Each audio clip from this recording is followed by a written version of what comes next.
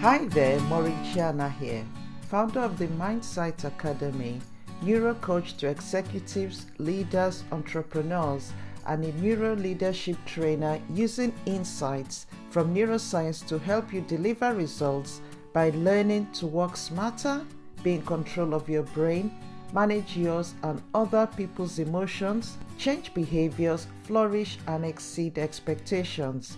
I am so pleased to be back here with another episode of Lead to Excel podcast. Today, we're going to be looking at the importance of self-care for effective leadership. So, without wasting any more time, grab your drink, put your feet up, and listen in. I don't have time. How many times have you said that to yourself as a leader? More often than not, whenever I talk about self-care, the response I get is some version of, "Are you serious? You must be joking. I'm already so overwhelmed trying to keep my team motivated, struggling to keep my business afloat, doing homeschooling and keeping myself sane. I don't have time for that." Now, have you said that? Or you probably have heard somebody say it over and over. The question is, why are so many leaders so resistant to taking time to focus on themselves? It usually boils down to misperceptions around what good leadership is, what self-care is, and how self-care actually works. The failure to embrace looking after yourself can result in an acute decrease in productivity as well as the quality of work that is produced. It can also lead to stress, which causes mental blocks that will hamper creativity. Lack of self-care also increases the likelihood of making mistakes. What is self-care though? Self-care is anything you deliberately do to take care of your mental, emotional, and physical health. It's something many people overlook, but it's key to improve performance and helps reduce anxiety and stress. It also helps you develop a good relationship with yourself as you develop increased self-awareness. In the current climate, with the pandemic and a lot of things going on in the world, it's so important now for everyone to take time for themselves, to take time to focus on their mental, emotional, and physical well-being. Self-care isn't a selfish act, rather it's something that refuels you so that you can be your best. This is the one time in life that everyone needs to develop high emotional intelligence, and the first step in doing that is developing self-awareness. So taking time to look after your mental, emotional, and physical self is key to thriving in these uncertain times. It's about knowing what you need to do to help yourself to be your best, and subsequently your ability to understand others and help them as well develop. So basically, taking care of yourself enables you to look after you better, your family, or your business. This feeling of constantly juggling so many balls in the air and feeling stressed is sadly all too common among many leaders today. Unfortunately, when we are stressed, neuroscience tells us that the emotional center of the brain, specifically the amygdala, which is responsible for our fight or flight response, kicks in, diverting resources from the prefrontal cortex, which is responsible for logical reasoning, problem solving, decision making, and willpower. In other words, it's precisely when you're feeling stressed and overwhelmed that you would benefit from slowing down in order to think big, innovate, and solve the problems that are stressing you out. Science teaches that what the mind harbors, the body manifests, and therefore it's imperative that every leader prioritizes mental and physical health as part of a daily routine. Research also shows that taking breaks, for example, improves focus and helps prevent decision fatigue. It helps renew and strengthen motivation. It increases performance and productivity. increases creativity and innovation. So here are a few questions to ask yourself when you find yourself making the "I don't have time" excuse. What are my main priorities in life? Can I achieve them with poor health and stress? How much time would I save by responding from a place of control rather than reacting from a place of stress? What one thing can I choose to say no to today that will give me back at least 5 minutes? And a hint there is, think about the time wasters that you find distracting you from meaningful work that you should be doing.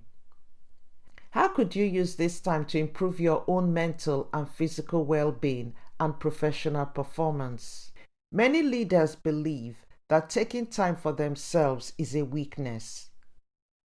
Working with my clients, I find that one thing that prevents many from being or achieving their goals or even being high performers is the belief that showing weakness makes you a bad leader. This unfortunately leads to many people being risk averse and resist exploring new opportunities. Brené Brown talked about the strength in being vulnerable, and this is one message every leader needs to hear and adopt. Developing a self-care mindset will help you as a leader to be better, one, at delegating or even asking for help. So how will you now start to integrate self-care into your own daily routine? Let's look at some more strategies that can help you. You need to start your day right. Decide to take action, to be intentional. You could start your morning with a 30-minute exercise, a short walk, prayer, meditation, or just planning your daily tasks for the day. During your day as well, short diversions can provide a powerful boost to your energy and to your creativity. Journaling can actually help you promote self-awareness, or just making notes of your thoughts can help you as well. Gratitude is so important. When you have a win, no matter how small, just stop and reward yourself with some form of gratitude, either going out and getting yourself a cup of coffee or sitting out in the garden. Do something that is not related to your work. Just take that time to appreciate it and do something you like. Watch a program you like. Giving yourself some form of reward helps to motivate your brain to even do more and want to achieve more. And it could be a spa day, it could be massage, it could be shopping, it could be visiting a car showroom, whatever it is. Just give yourself some form of reward. If you're not sure what to do, just set yourself 10-minute to 15-minute blocks each day and just do something different. Try new things out. Another thing to remember is that perfectionism does not exist. You will never get things exactly perfect the first time. And a lot of people spend so much time trying to make things perfect or trying to be perfect in anything they're doing. And this is why I mentioned being able to delegate at the beginning of this podcast, because that is one area many managers and leaders and executives don't do well. It's so important to identify the skills of people that you work with and delegate to them. And you can even delegate tasks that they are not really good at, because it will help them build up their skills as well, as long as you're monitoring them but not micromanaging. So look to your peers and colleagues for inspiration. Don't go trying to reinvent the wheel. If something other people are doing appeals to you, borrow it and make it your own, or ask for help from them. And remember that as a leader, you set the tone for your people. Be very clear what your expectations are of people, so that they don't have to keep second guessing what it is you want. If you're open about your self-care and the investments that you're making into your own self-care, the people you work with or your team would also feel comfortable to look after themselves as well. And you find greater performance and productivity from your team because you're all looking after yourselves. And this is so important, especially now with a lot of the remote working and virtual working. I've spoken to clients who complain about being in front of their computer for hours. One, because they're having meetings, or two, because they just get carried away because they are home. So they just stay working, not, consistently. It's really important to, even if it means setting the alarm every 20 minutes or half an hour or an hour maximum, to give yourself that break. It's really important. And after a meeting, take a break before you go into another meeting. And if your meetings are back to back, it's really important that you speak to people. As a leader, let your people tell you how they're feeling, because the problem could be that there are too many meetings, and then you help them manage that effectively.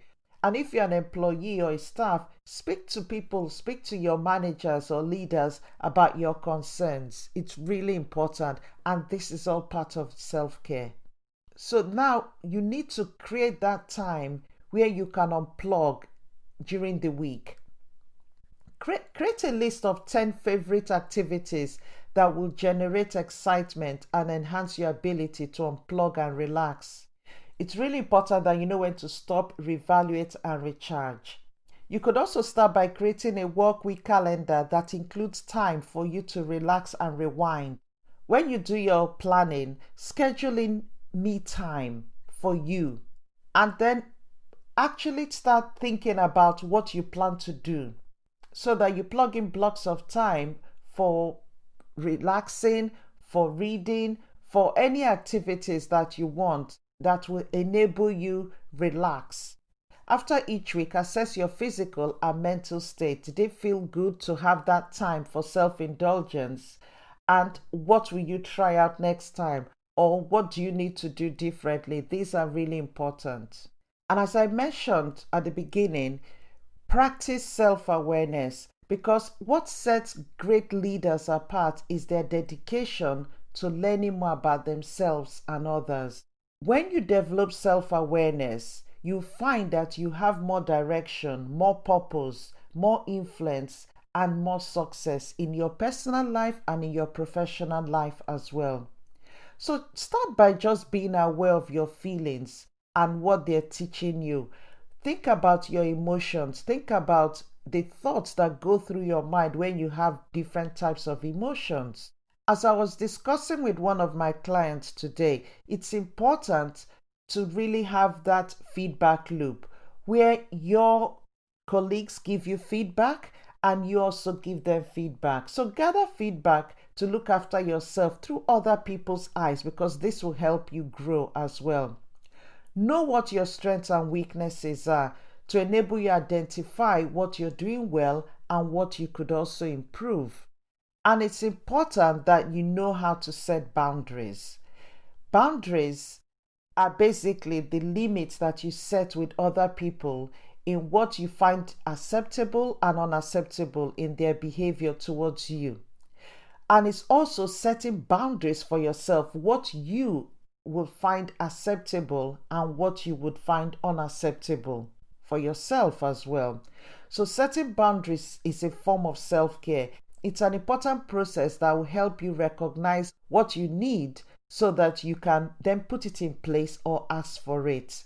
So know what your limits are so that you can set your boundaries at work and at home. And especially now that you're working from home, it's important to set those boundaries. And that could mean that you're not going to work after a certain time. Or if you do work for a longer period of time, that you're going to take time off the next day or during the week. But it's important to set boundaries. And saying no is okay. Be direct in stating your boundaries to avoid confusion, and this is very important because sometimes people are trying to set boundaries, but the language that is being used is not clear, and so people misunderstand it or ignore it because you've not been firm or you've not been clear. So basically, the key is really looking after yourself. Another important aspect of self-care is your diet. A healthy diet is also important for self-care because a healthy diet will create better moods, it will give you more energy and lower levels of depression or stress. Exercise is also fantastic for helping blood flow, boosting both learning and helping with memory as well. Getting enough sleep is extremely important because it also helps with increased focus and memory. High emotional intelligence improves cognitive function. So it helps with creativity, with innovation, and creating greater capacity for learning and improved empathy. So basically, looking after your mental health, looking after your physical health, looking after your emotional health will all help to enable you develop the care that you need to go on to keep pushing, keep achieving, keep being successful in every area of your life. The fact is that many people forget that the actions you take, the behaviors that you exhibit all come from what's going on in your brain. And self-care is a form of helping you rewire your brain so that you can achieve the performance you need. You can achieve the high performance as a leader, as a business owner, and as an individual in anything you're doing in your career. Self-care is so important. Don't ignore it. And it's okay. It's not a weakness, it's a strength. So I hope this podcast has helped you to start thinking and putting into place, taking actions to start looking after yourself. Thank you once again for tuning in. And remember that if you haven't subscribed to this podcast, click on the button wherever you listen to it so that you don't miss an episode. And I would really appreciate you leaving a review as well, or even a comment on the podcast, or ideas of topics that you want me to talk about in future. I've got some exciting episodes coming up with some interesting guests that you really wouldn't want to miss. So in this climate, wherever you are, do remember to keep safe, look after yourself, and I truly wish you perfect health. Stay limitless, and I look forward to seeing you in the next episode. Bye for now.